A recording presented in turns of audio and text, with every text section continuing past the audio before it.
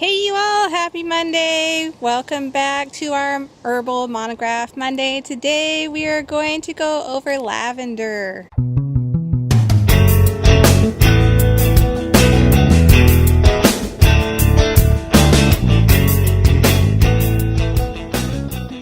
Thanks for joining us on the farm, and if you are new here, my name is Cian Cosell and I am the co-owner of St. Fiacre's Farm and Farmhouse Teas, along with my husband, the farmer. Every Monday we do a monograph of an herb and its culinary, medicinal, and other uses.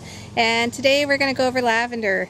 So lavender is probably one of the most common plants used for both cooking and medicine that people know about.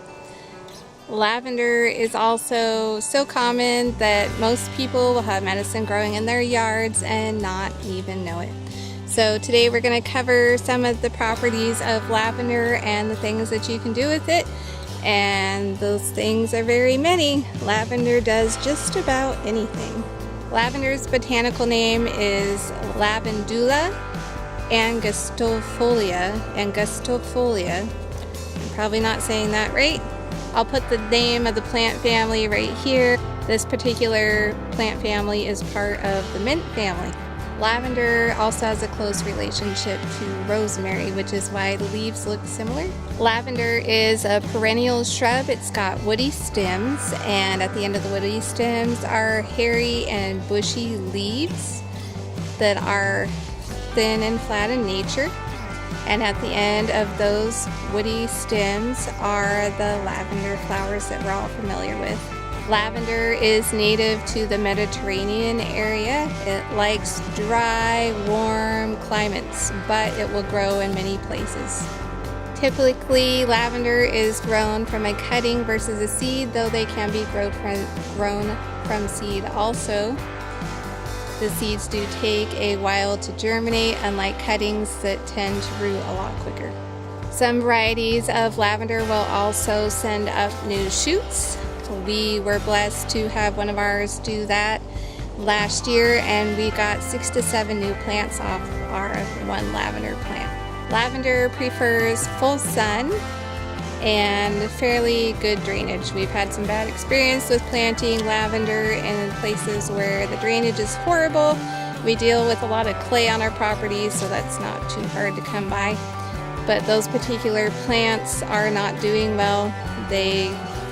Their growth is super slow, and we thought those plants had died, but they came back. They're pretty resilient, but they still would do best in a drained soil with lots and lots of sun. Probably the most common way to use lavender is in an essential oil. It's here in Oregon. We have several lavender farms that are distilling their own essential oil, and so it's quite readily available and super useful. We'll put a couple of links to those farms down in the description below in case you're looking for a locally distilled lavender oil. Lavender has so many medicinal uses. We're going to go ahead and just list them off here right now. You ready?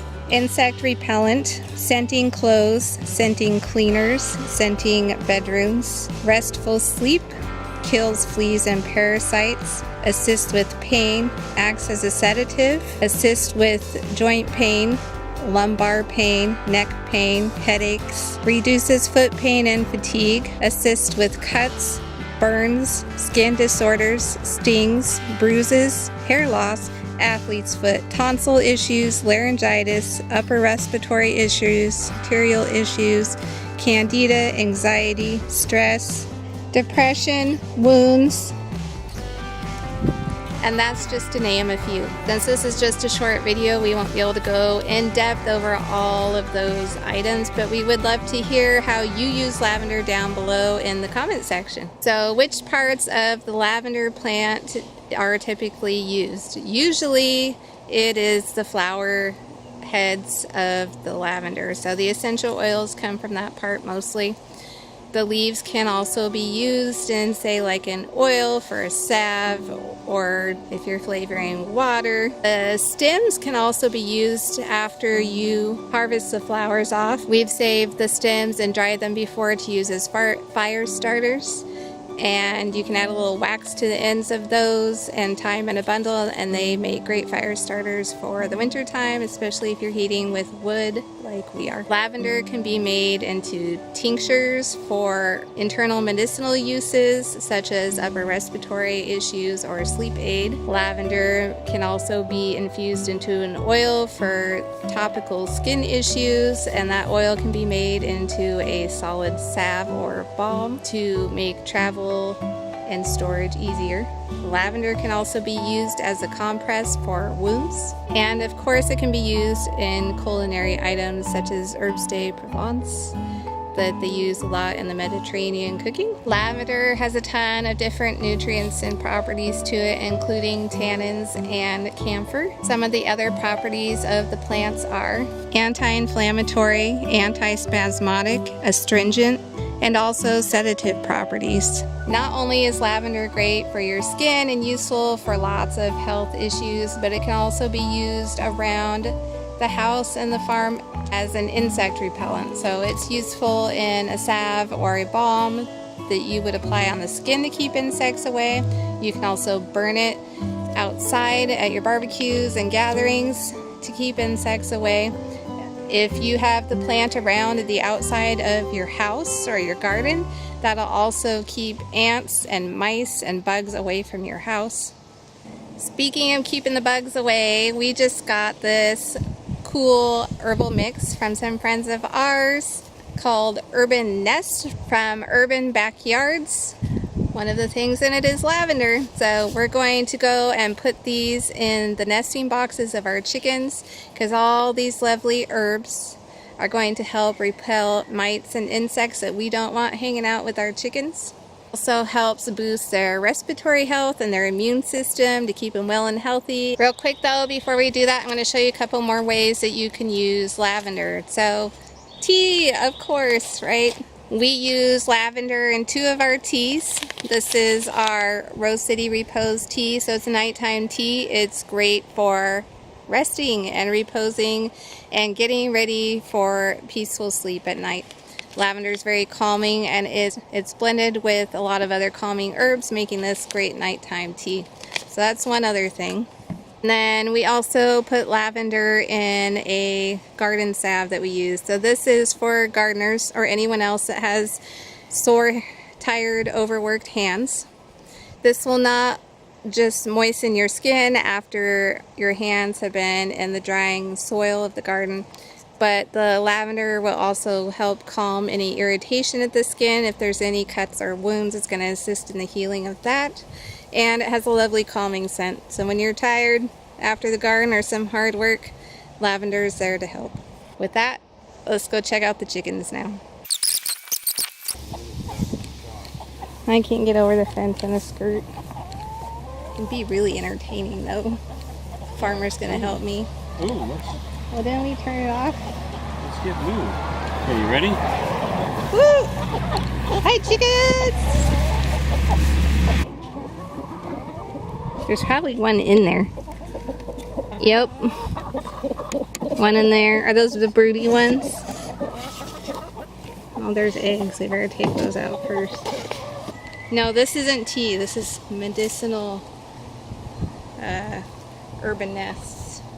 Ooh. Herb in. Herb Not in. Urban. Herb in. Like herbs. Yeah, like herbs. Herbs, okay. Yeah, it's just getting sprinkled in there. Whoops, the wind blowing it away. Well, it's Except just- for they probably don't want that. It's just flowers. That'll keep it dry. Yeah, I don't think that's what that's for. They probably eat it too. Got it Oh, on they're gonna be camera? I think happy. you're shooting over here. They're gonna be happy if the wind quit blowing it out. They're gonna be happy and calm with that lavender in there. Hey. If I set this down, is it going to cook the eggs? No. Here, I'll throw her out of there in just a second. Hey, you. Here. Come on.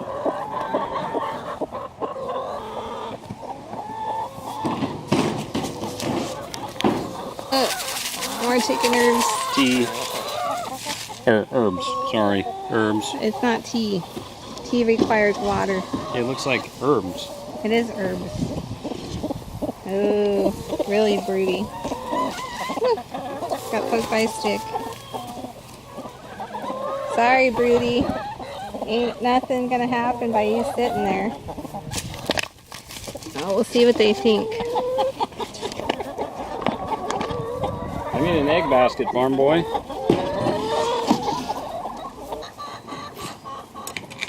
Thanks for your help, farmer. My pleasure.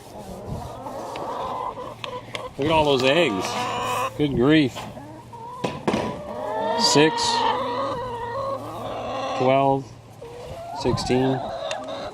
That'll do it for our Herbal Monograph Monday on Lavender. Until next time, we will see you on Quick Win Wednesday. Thanks for joining us on the farm.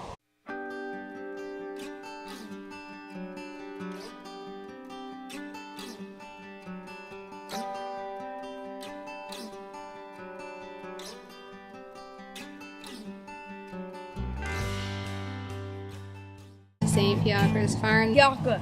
Fiacre? Fiacre. Thanks for joining us on the farm.